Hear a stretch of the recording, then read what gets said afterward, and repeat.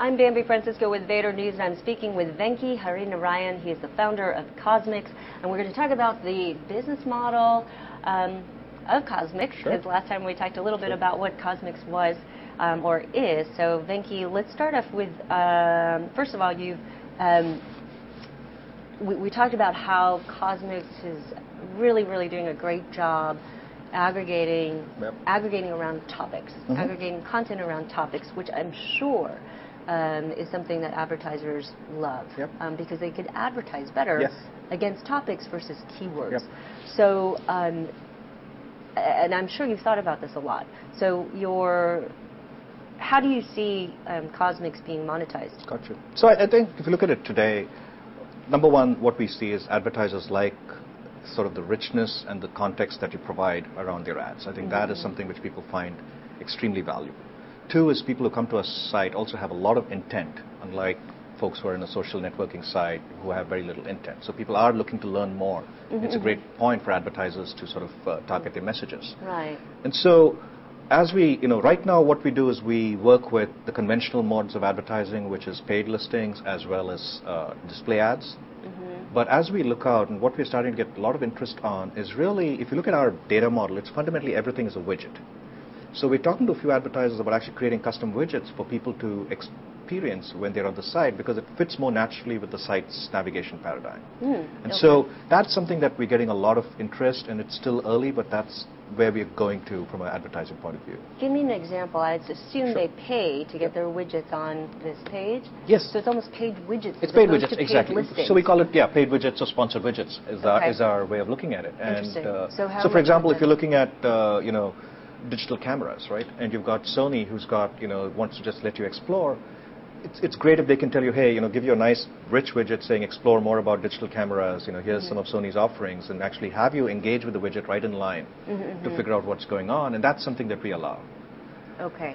Now, with Google, of course, they have their organic listings, and Yahoo organic listings, as well as sponsored and listings. And that's exactly our intent. We want to keep the sponsored very separate and very clearly marked out as sponsored, because I think that's fundamentally important as a company to set that tone and say, hey, there is, this is the stuff we think is important. This is why we think the advertiser wants to reach you, and we've got to tell you when we get paid and when we don't get paid. So as you look at your page, though, it looks like it's hard to know where you would. So right now we have no ads. Okay. We have a few specific areas that we have carved out for advertisers. Some of the right rail and some right on the top. Okay. Now the beauty about sort of the paid listings on the current search pages is that you can get a number of links. I mean, you can go to 3 or 4. You could be the sponsored listing on page 5. Do you see that there's many opportunities to have many sponsored widgets for So clearly you want to sort of trade off, monetization with user experience, right? So I would say that, we have a few spots. We might be able to put more on the right rail than on the top, just like with paid listings, because people don't want too many ads in the main sort of rail. Right.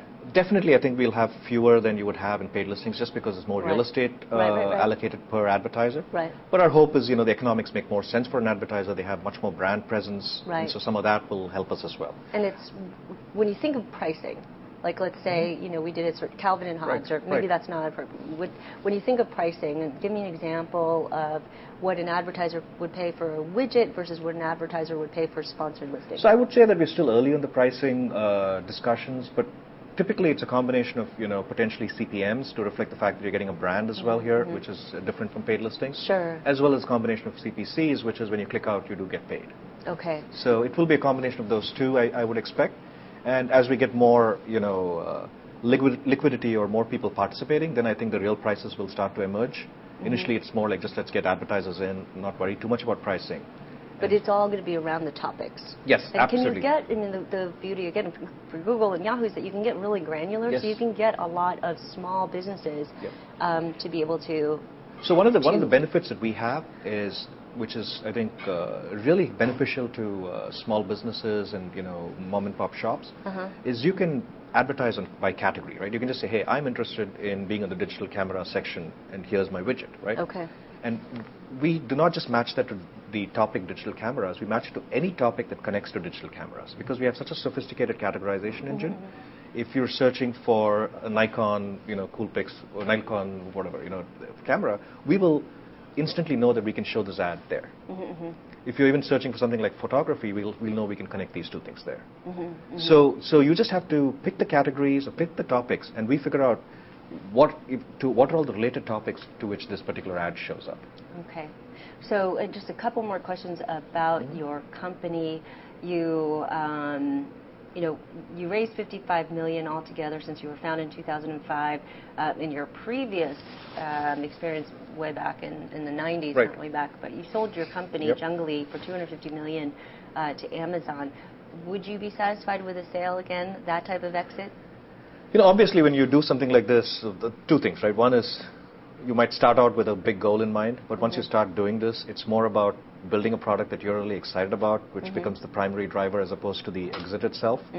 Otherwise, you'd be a VC, not an entrepreneur. Right, and you are a VC. I know, but with Kosmix, I'm an entrepreneur. So, it's really for me right now about just saying, hey, how do I build the best product? I really believe that there is a huge consumer value proposition here that is unaddressed, that we have the opportunity to go in and make a big difference. And that tends to drive me more than, what the eventual exit is, right? Whatever the eventual exit, that takes care of itself. If you go in every day to work, focus on adding value, building a great product, building a great consumer experience, you influence the outcome much more than thinking about what the outcome is going to be. So I'm just here every day saying, how do I build a better product? How do I make Kosmix more useful to a consumer? Rather than saying, hey, what is the outcome that I can expect here, right? I would say if I build... So I guess my goals here, if I can build a great product that makes a big difference to people's lives, I would be much happier. That's my number one goal as opposed to what the dollar value of the exit is. You probably have more options regarding an exit, too. Yeah, given the amount of capital we've raised, I think we can, we're not pushed in the direction of any exit at this point. So we just want to do what's right for the company. And, right now what's right for the company is building a great experience. How long does $20 million take you? At this point, it takes us for a fair amount of time. But knock on wood, I don't know how long this environment... to cash flow? Yeah, definitely. That's our goal. Our goal is it should take us to cash flow positive. And when is that? We're not talking publicly about it, but I would say that I would be very disappointed if we were not cash flow positive sometime in 2010. Okay. All right. Well, we wish you the best of luck. Venki, you are sticking around again for some more interviews. So Venki Harinarayan, founder of Kosmix, thank you for joining me. Thank you. I'm Bambi Francisco, and you've been watching Vader News.